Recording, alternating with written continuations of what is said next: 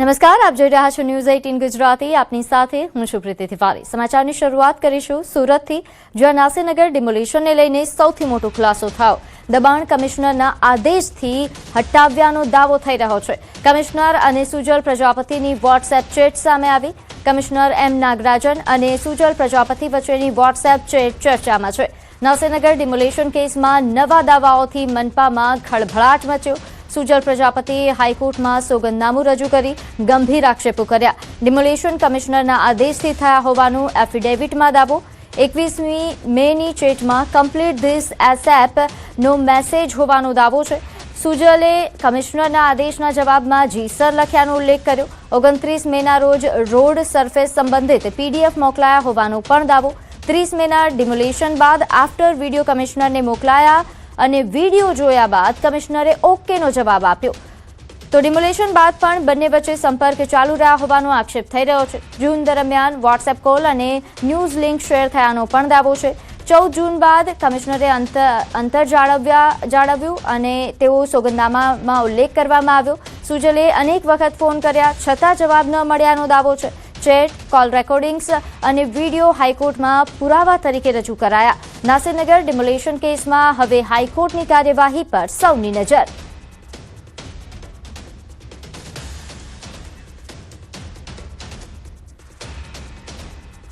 હવે વાત વલસાડની, જ્યાં ફરી એકવાર વરસાદી માહોલ જામ્યો. વાપી પંથકમાં વહેલી સવારથી જ વાદળછાયું વાતાવરણ જોવા મળ્યું. જ્યારે બપોરે પડેલા એક વરસાદી ઝાપટાથી વાતાવરણમાં ઠંડક પ્રસરી ગઈ. એક અઠવાડિયાના વિરામ બાદ વરસાદ વરસતા ખેડૂતોમાં ખુશી અને ઉત્સાહનો માહોલ જોવા મળી રહ્યો છે.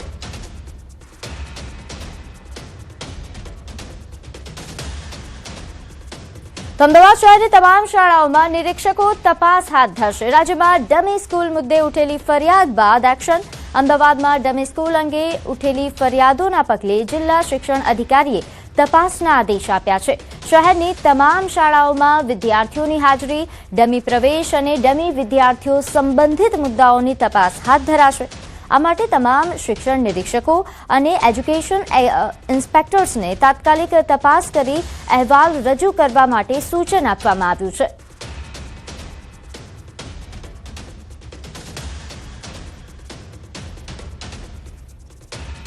ચાલવું જોઈએ અને સાથે સાથે જ્યાં જે પ્રકારનું હોય તેનું તાત્કાલિક રિપોર્ટિંગ કરવું તેવું શિક્ષણ નિરીક્ષક, મદદનીશ શિક્ષણ નિરીક્ષકને અમે જણાવ્યું છે, સૂચના આપી છે.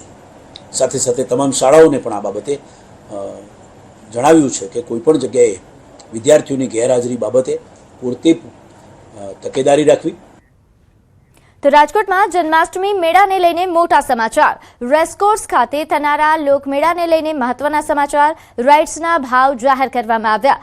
મોટી રાઇડ્સના 50 રૂપિયા નક્કી કરાયા છે, તો નાની રાઇડ્સના 35 રૂપિયા. લોકમેળામાં સ્ટોલ લેવા ઇચ્છુક દાવેદારોને અપીલ છે. 20 થી 28 જુલાઈ દરમિયાન અરજી કરી શકાશે. 1 થી 6 ઓગસ્ટ પ્લોટનો ડ્રો અને હરાજી હાથ ધરાશે.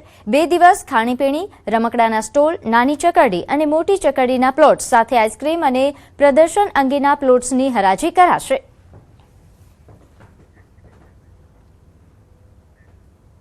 તો વડોદરાની માંજલપુર વિધાનસભા પેટા ચૂંટણીને લઈને રાજકીય માહોલ ગરમાયો છે.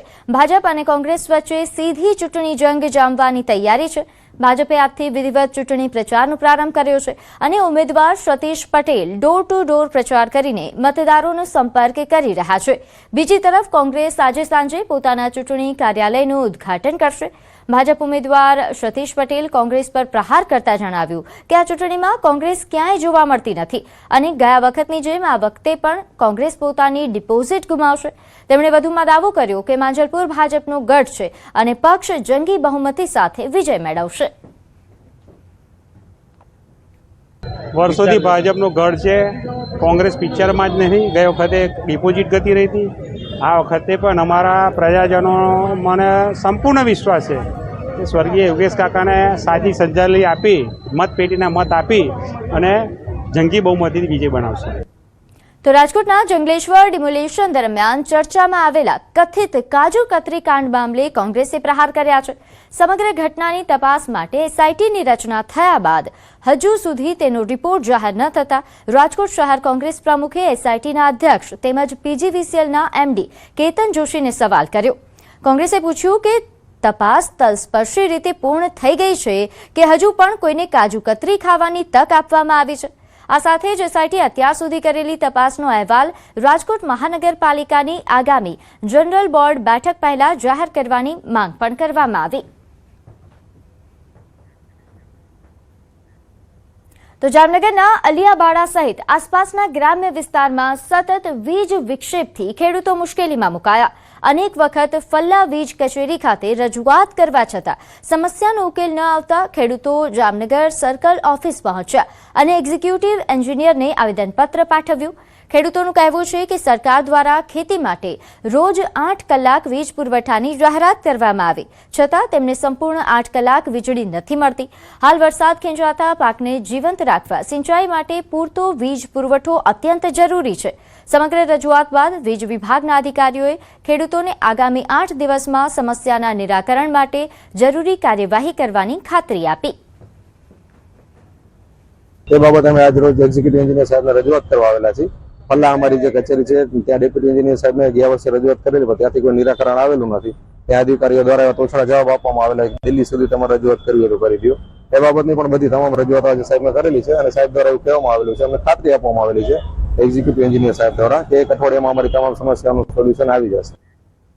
તો આ તરફ રાજસ્થાનના જયપુરની આમેર ઘાટીમાં ફરી રફતારનો કહેર. પૂરપાટ ઝડપે આવતી 2 બાઇક વચ્ચે સામસામે ટક્કર થઈ. આ ભયંકર અકસ્માતમાં 2 યુવકો ગંભીર રીતે ઘાયલ થયા. ઇજાગ્રસ્તોને SMS હોસ્પિટલમાં રિફર કરવામાં આવ્યા. બંને ઇજાગ્રસ્તોની હોસ્પિટલમાં સારવાર ચાલી રહી છે. અકસ્માતના સીસીટીવી ફૂટેજ હાલ સામે આવ્યા છે.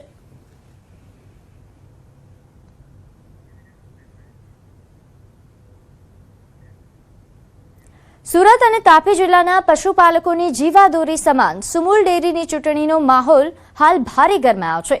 આ પ્રતિષ્ઠિત ચૂંટણી અંતર્ગત મહુવા બેઠક પર ભારે ઉત્સાહ જોવા મળ્યો, જ્યાં કુલ 65 મતદારોમાંથી 63 મતદારોએ પોતાના મતાધિકારનો ઉપયોગ કરીને સરેરાશ રેકોર્ડ બ્રેક મતદાન કર્યું. આ બેઠક પરથી ભાજપ પ્રેરિત ઉમેદવાર જીગર નાયકે મતદાન કર્યું. મતદાન પ્રક્રિયા પૂર્ણ થયા બાદ લોકશાહીના આ પર્વમાં પશુપાલકોનો સાથ મળતા ભાજપ પ્રેરિત ઉમેદવારે પોતાની જીતનો પૂરો આત્મવિશ્વાસ વ્યક્ત કર્યો છે અને જંગી બહુમતીથી વિજયી થવાનો દાવો કર્યો છે.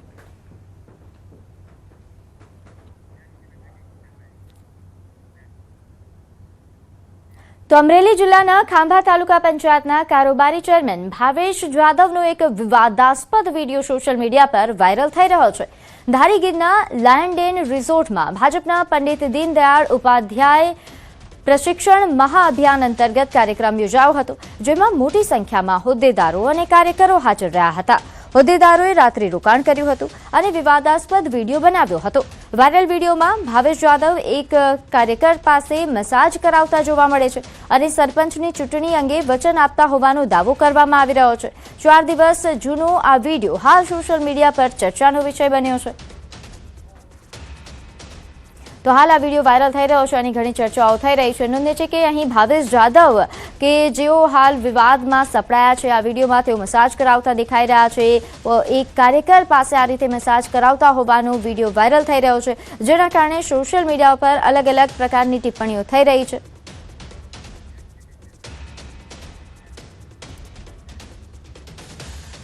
તો હવે અમદાવાદ એર ઇન્ડિયા પ્લેન ક્રેશનો મામલો. એરક્રાફ્ટ એક્સિડન્ટ ઇન્વેસ્ટિગેશન બ્યુરોએ સુપ્રીમ કોર્ટમાં સોગંદનામું દાખલ કર્યું. નોંધ્ય છે કે તેમણે જણાવ્યું છે કે કોકપીટ વોઇસ રેકોર્ડિંગ અને અન્ય મહત્વના તપાસ સંબંધિત પુરાવો જાહેર કરી શકાશે નહીં. કાયદાકીય જોગવાઈઓના કારણે CVR ઓડિયો, ફ્લાઇટ ફૂટેજ તેમજ સાક્ષીઓના નિવેદનો, ઓપરેશનલ વાતચીત અને પીડિતોની વ્યક્તિગત માહિતી જાહેર કરવાની મંજૂરી નથી આપવામાં આવી. બ્યુરોએ સ્પષ્ટ કર્યું છે કે આ નિયમો નિષ્પક્ષ અને અસરકારક તપાસ માટે જરૂરી છે. સાથે જ સુપ્રીમ કોર્ટને જણાવ્યું છે કે આ દુર્ઘટનાનો અંતિમ તપાસ અહેવાલ ઓક્ટોબર 2026 સુધીમાં રજૂ કરવામાં આવશે.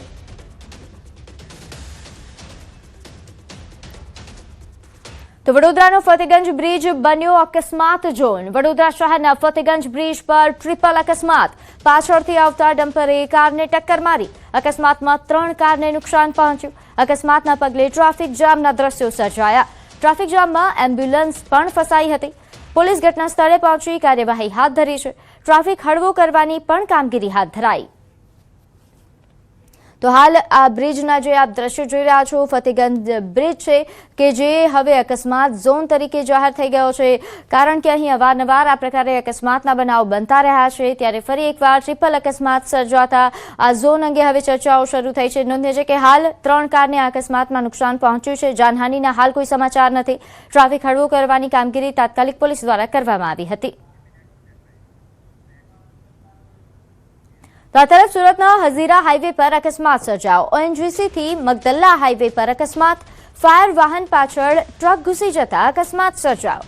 ભયંકર અકસ્માતમાં ડ્રાઈવર કેબિનમાં ફસાયો. ફાયરની ટીમે કટરથી પતરું કાપીને બહાર કાઢ્યો હતો. ડ્રાઈવરનું સહી સલામત રેસ્ક્યુ કરવામાં આવ્યું. તો આ દ્રશ્યો સુરતથી સામે આવ્યા છે, જ્યાં ભયંકર અકસ્માતમાં ડ્રાઈવર કેબિનમાં ફસાયો, જેનું તાત્કાલિક રેસ્ક્યુ કરવામાં આવ્યું.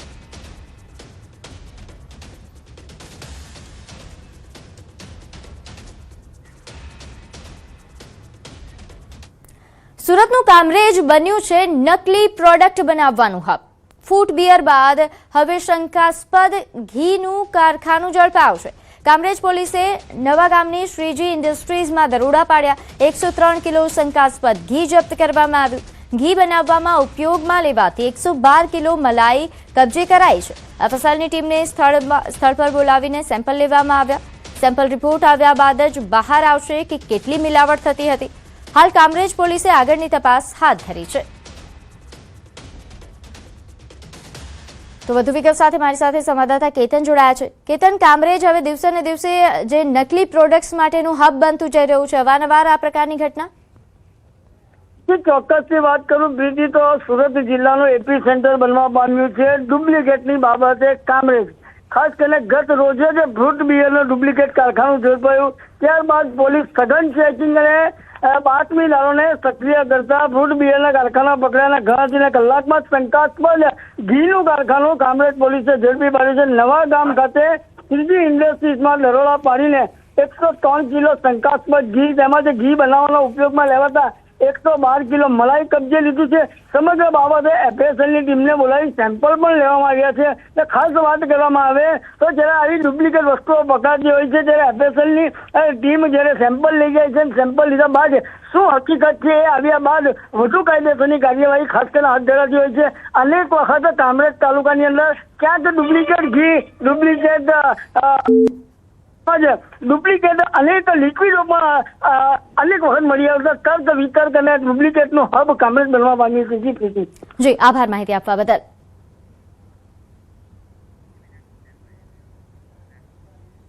પાડોશી જિલ્લા ખેડા, વડોદરા અને પંચમહાલમાં ચાંદીપુરા વાયરસના કેસો નોંધાતા આણંદ જિલ્લા આરોગ્ય વિભાગ એલર્ટ મોડ પર આવ્યું છે.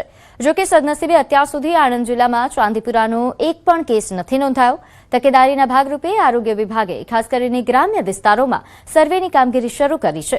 કાચા પાકા મકાનો, ભેજવાળા વિસ્તારો અને તિરાડો ધરાવતા ઘરોમાં વિશેષ ધ્યાન આપવામાં આવી રહ્યું છે. સાથે જ પ્રાથમિક શાળાઓમાં બાળકો અને વાલીઓમાં જાગૃતિ લાવવા માટે અભિયાન હાથ ધરાયું છે. સાથે વિવિધ આરોગ્ય ટીમોને ફિલ્ડ પર ઉતારી દેવાઈ છે અને સઘન કામગીરી શરૂ કરવામાં આવી.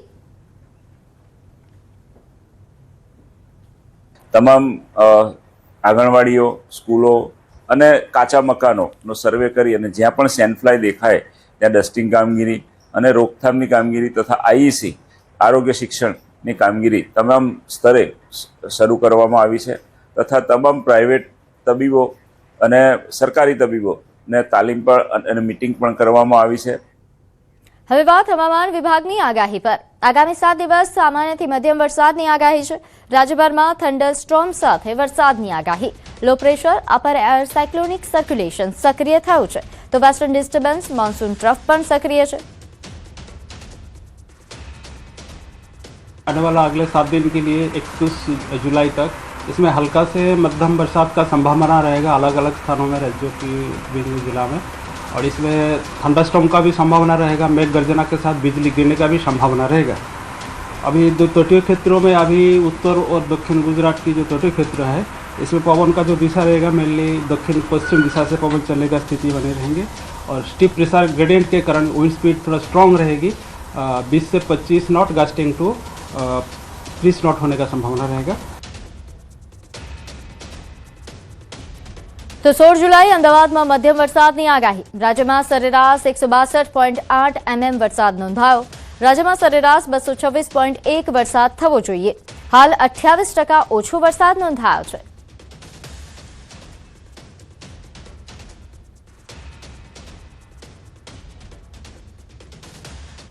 सत्रह 18 19 जुलाई के लिए दक्षिण गुजरात और सटे हुए जो उत्तर गुजरात और सटे हुए दक्षिण गुजरात की जो तटीय क्षेत्र है इसमें स्क्वाली विंड का पूर्वानुमान दिया गया है 17, 18 और 19 जुलाई.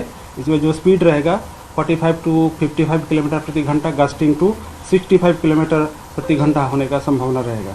अभी राज्य में बारिश का जो स्थिति है 162.8 mm बारिश हुआ है, जो होना चाहिए 226.1 जो नॉर्मल बारिश है, सामान्य बारिश है 226.1 mm.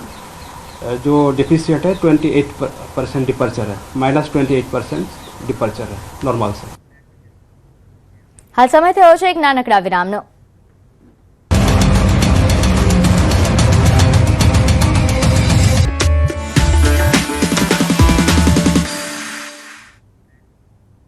વિરામ બાદ આપનું સ્વાગત છે. આગળ વાત કરીએ અમદાવાદના જગન્નાથ મંદિર પરિસરમાં ભગવાન જગન્નાથજીની 149મી રથયાત્રાને લઈને ત્રણેય પવિત્ર રથોની પ્રતિષ્ઠા કરવામાં આવી. ભગવાન જગન્નાથનો નંદીઘોષ રથ, બહેન સુભદ્રાજીનો દેવદલન રથ અને બળદેવજીનો તાલધ્વજ રથ મંદિર પરિસરમાં સ્થાપિત કરવામાં આવ્યા. આજે ત્રણેય રથનું વિધિવત પૂજન કરવામાં આવશે અને પરંપરા મુજબ વિપક્ષના નેતા દ્વારા ત્રણેય રથની આરતી ઉતારવામાં આવશે. રથ પૂજન બાદ ત્રણેય રથ આખી રાત મંદિર પરિસરની બહાર રાખવામાં આવશે. આવતીકાલે ભગવાનની મંગળા આરતી બાદ ભગવાનને રથમાં બિરાજમાન કરાશે. રથને લઈને કોઈપણ પ્રકારનું નુકસાન રથને ન થાય તે માટે ખલાસી ભાઈઓ આખી રાત અહીં રથ પાસે સતર્ક રહીને સુરક્ષાની જવાબદારી નિભાવશે.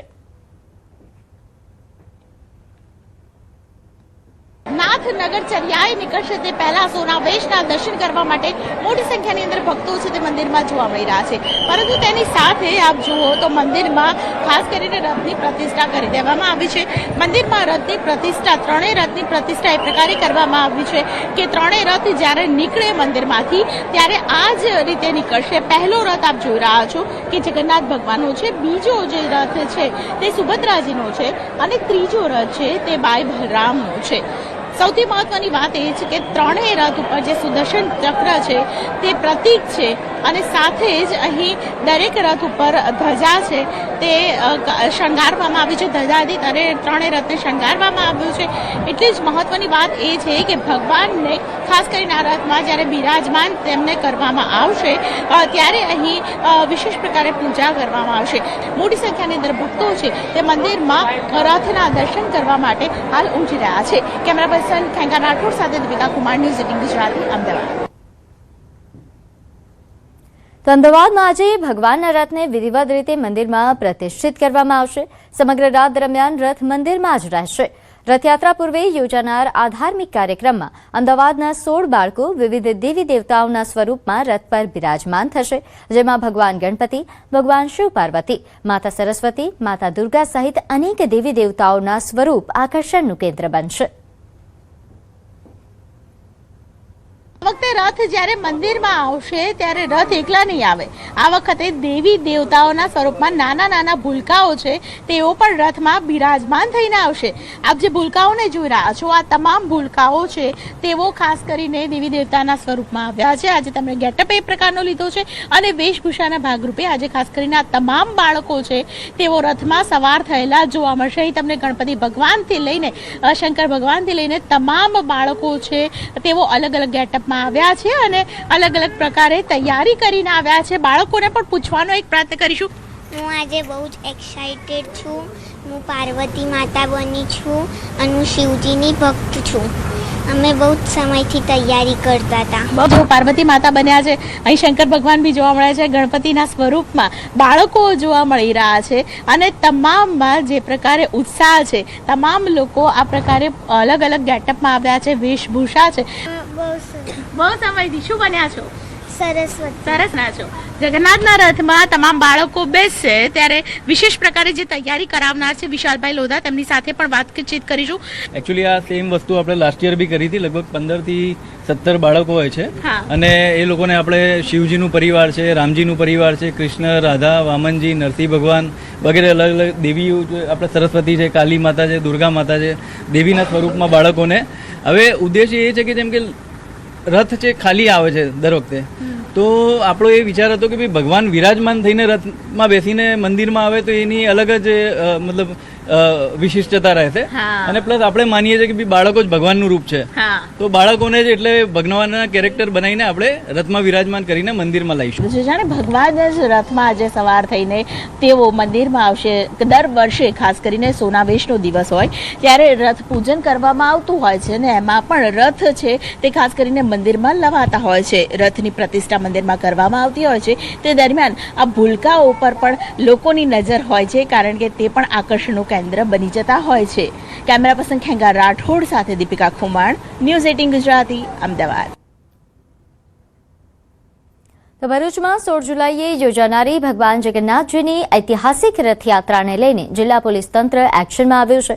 જિલ્લા પોલીસ વડા અક્ષરાજ મકવાણાની અધ્યક્ષતામાં ભરૂચ શહેર અને અંકલેશ્વરની સંયુક્ત શાંતિ સમિતિની બેઠક યોજાઈ. બેઠકમાં હિન્દુ મુસ્લિમ સમાજના આગેવાનો, રથયાત્રા સમિતિના સભ્યો અને વિવિધ સંસ્થાઓના પ્રતિનિધિઓ ઉપસ્થિત રહ્યા હતા. રથયાત્રાના રૂટ, સુરક્ષા અને ટ્રાફિક વ્યવસ્થા સાથે કોમી એકતા જળવાઈ રહે તે અંગે ચર્ચા કરવામાં આવી હતી. પોલીસ દ્વારા BDDS, QRT, LCB અને SOG સહિતની વિશેષ ટીમોને એલર્ટ રાખવામાં આવી છે. ઉપરાંત મોટી સંખ્યામાં પોલીસ અધિકારીઓ અને જવાનો સમગ્ર રૂટ પર તૈનાત રહેશે. સુરક્ષા વ્યવસ્થાના ભાગરૂપે શહેરમાં ફ્લેગ માર્ચ પણ યોજાઈ. તમામ હિન્દુ સમાજના ભાઈઓ અને મુસ્લિમ સમાજના ભાઈઓ એક શાંતિ સમિતિની અહીંયા બેઠક બોલાવવામાં આવી હતી કે જેઓને તમામની સાથે આખા રૂટ ઉપર કણ મુસ્લિમ બિરાદરો સ્વાગત કરવાના છે, કોના દ્વારા શું શું ફેસિલિટી છે, આ તમામ વસ્તુની એક શાંતિ સમિતિની ચર્ચા કરવામાં આવી છે. તો ખેડાના સુપ્રસિદ્ધ યાત્રાધામ ડાકોરમાં નીકળી 254મી રથયાત્રા. ભગવાન રાજા રણછોડ ડાકોરની નગરચર્યાએ નીકળ્યા. બીજના દિવસે અહીં પુષ્પ નક્ષત્ર હોવાથી એકમના દિવસે રથયાત્રા નીકળે છે. યાત્રાધામ ડાકોરની અંદર આજે પડવાના દિવસે રાજા રણછોડરાય છે તે રથયાત્રાની સીધા દ્રશ્યો બતાવીશ કે તમે જોઈ શકો છો કે અત્યારે જે 3 અલગ અલગ રથ છે તેની અંદર ભગવાન રાજા રણછોડ સહિત ભાઈ બલદેવ અને તેમજ સુદર્શના સાથે તેઓ નગર ચર્ચાએ નીકળ્યા છે. કહી શકાય કે ડાકોરના ઠાકોરની રથયાત્રા છે તે પુષ્પ નક્ષત્ર હોવાના કારણે આગલા દિવસ નીકળતી હોય છે. બીજી બાજુ દ્રશ્યો બતાવીશ, અત્યારે આ જે રથયાત્રા છે તે ડાકોર સ્થિત જે ગૌશાળા છે ત્યાં આગળ પહોંચી છે અને આગળ હજારો લાખો ભક્તો રાજા રણછોડના દર્શન કરવા માટે ઉમટી પડ્યા છે. કહી શકાય કે ડાકોરની આ જે રથયાત્રા છે તે 254 વર્ષથી નીકળે છે અને સમગ્ર નગર ચર્ચા કર્યા બાદ આ રથયાત્રા સાંજે મંદિરે પરત ફરે છે. બીજી બાજુ મહત્વની વાત કરવામાં આવે તો આ રાજા રણછોડની રથયાત્રા તે ચાંદીના રથમાં નીકળે છે. તમે જોઈ શકો છો અત્યારે ગૌશાળા છે ત્યાં ભગવાન છે અન્ય અત્યારે અહીંયા આગળ તો અત્યારે તમે સેવા પૂજા થઈ રહી છે રથયાત્રાથી આગળ જશે અને આગળ ગયા બાદ સમગ્ર ડાકોર નગર ચર્ચા કર્યા બાદ તે મંદિરે પરત સમગ્ર ડાકોર છે ભક્તિમય રંગે રંગાયું છે અને રાજા રણછોડના નામથી ગૂંથી ઉઠ્યું છે. ઉમંગ પટેલ, ન્યૂઝ 18 ગુજરાતી, ડાકોર. સમાચારમાં આગળ વાત કરીએ. જૂનાગઢમાં ગિરનાર પર્વત પર જૈન સમાજ દ્વારા ધરાતા નિર્માણ લાડુનો વિવાદ આખરે શાંતિપૂર્ણ રીતે ઉકેલાયો છે. જિલ્લા કલેક્ટરની અધ્યક્ષતામાં જૈન સંપ્રદાય અને હિન્દુ સાધુ સંતો વચ્ચે એક મહત્વપૂર્ણ બેઠક યોજાઈ હતી. આ બેઠકમાં લેવાયેલા નિર્ણય મુજબ જૈન સંપ્રદાય હવે ગિરનારની પહેલી સીડી પર નિર્વાણ લાડુ ધરાવવા માટે સહમત થયો છે. આ નિર્ણયને જૈન સમુદાય અને સાધુ સંતો બંને પક્ષે હર્ષભેર આવકાર્યો છે. દર વર્ષે ભગવાન નૈમિનાથજીની મોક્ષ કલ્યાણક નિમિત્તે આ વિધિ યોજાતી હોય છે.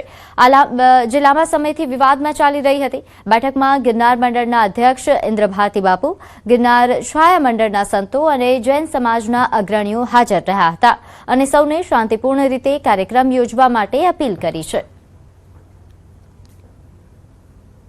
શાંતિપૂર્વક, સૌહાર્દપૂર્વક આ કાર્યક્રમો થાય, એમાં કોઈ પણ પ્રકારની તકલીફ ન થાય એવી એસપી સાહેબે ખાતરી આપી છે.